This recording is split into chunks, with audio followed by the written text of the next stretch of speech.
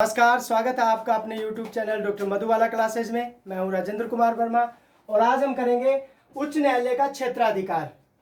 तो अनुच्छेद 215 के अंदर हाईकोर्ट एक अभिलेख न्यायालय होगा, अर्थात वो अपनी अवमानना के लिए दंड दे सकता है और अपने निर्णय जो है उनको भविष्य के लिए साक्ष्य के रूप में रख सकता है। सुप्रीम कोर्ट के समान ही है। अगर आपने इसे डिटेल से देखना है तो आप उच्चतम न्यायालय का जो क्षेत्राधिकार है उससे संबंधित जो वीडियो है उसमें आप देख लेंगे।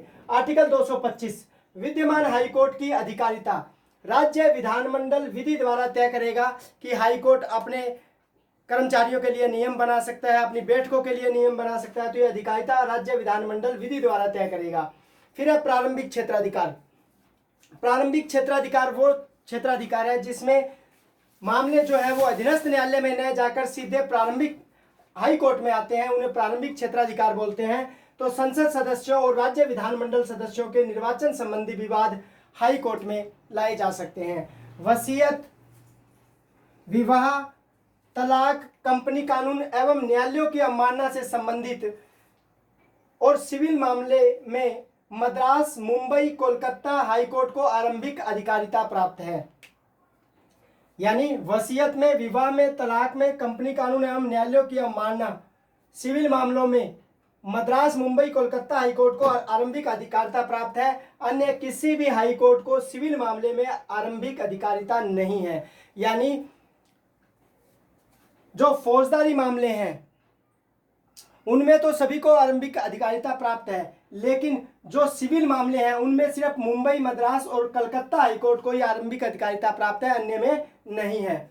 अन्य किसी भी हाईकोर्ट को सिविल मामलों में आरंभिक अधिकारिता प्राप्त नहीं, यानी सीधे मामले हाईकोर्ट में ले जाए जा सकें।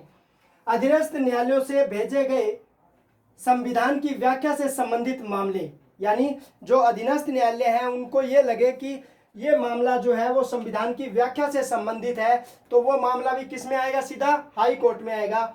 अनुच्छेद 226 5 रिट जारी करने का अधिकार।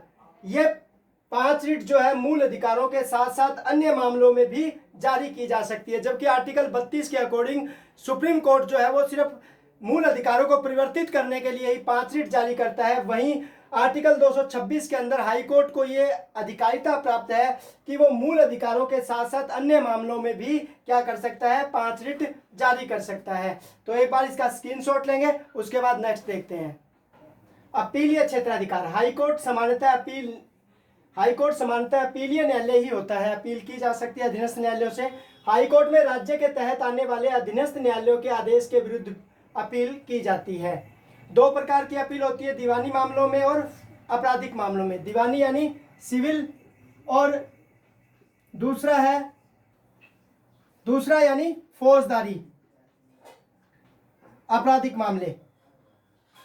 तो पहला है दीवानी मामलों में अपील। कानून के किसी महत्वपूर्ण मुद्दे पर जिला न्यायालयों से सीधे हाईकोर्ट में अपील की जा सकती है।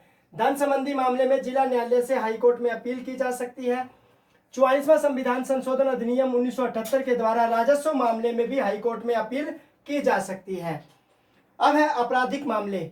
आपराधिक मामले वो मामले, दीवानी मामले, सिविल मामले वो होते हैं जिनमें मार कुटाई नहीं होती है, बल्कि ये जमीन जायदाद से संबंधित, धन से संबंधित मामले होते हैं, वो दीवानी मामले होते हैं। और आपराधिक मामले अर्थात फौजदारी मामले वो होते हैं जिनमें मार कुटाई होती है या फिर हत्या की जाती है, हत्या का प्रयास किया जाता है। सभी मामले जो हैं वो फौजदारी मामले हैं। ऐसा मामला जिसमें किसी अधीनस्थ न्यायालय ने किसी व्यक्ति को 7 साल से अधिक की सजा दे दी है।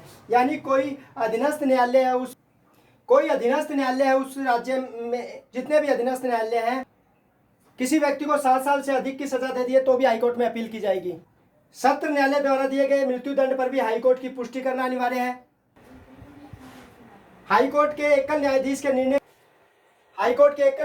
निर्णय के विरुद्ध हाईकोर्ट में दोबारा अपील की जा सकती है। हाईकोर्ट अपने निर्णयों का पुनरावलोकन भी कर सकता है। तो इस प्रकार से अपीलीय क्षेत्राधिकार थे, जिसमें 2 प्रकार से, दीवानी मामलों में और आपराधिक मामलों में। एक बार इसका स्क्रीनशॉट लेंगे, फिर नेक्स्ट करते हैं। अनुच्छेद 227 प्रशासनिक क्षेत्राधिकार। सभी न्यायालयों के अधीक्षण की हाईकोर्ट की शक्ति।